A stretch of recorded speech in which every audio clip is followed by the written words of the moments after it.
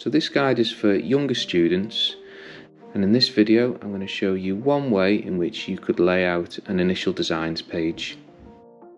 In the example I'm going to show you, there'll be 6 designs on the page and at least 2 sketches with each design.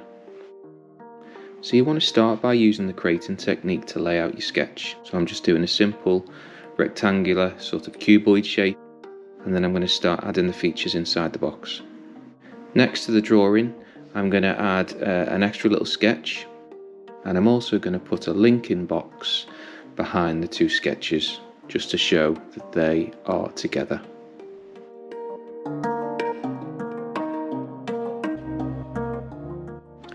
For me, the next stage would be to fine line my sketches.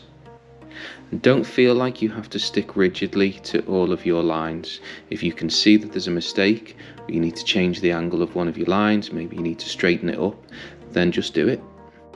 Notice that I regularly rotate the page to suit the angle that I'm sketching at.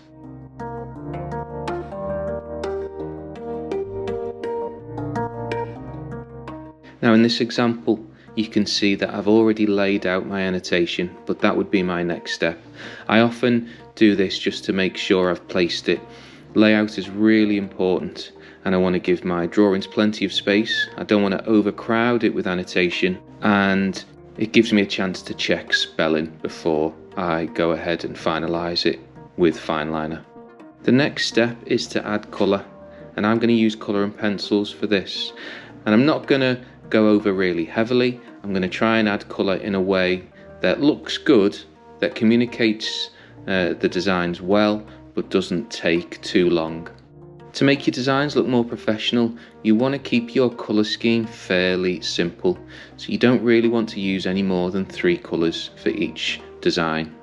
I tend to use one bright bold colour and then let the other 2 colours sit back, so they'll be simpler colours like black or grey or brown.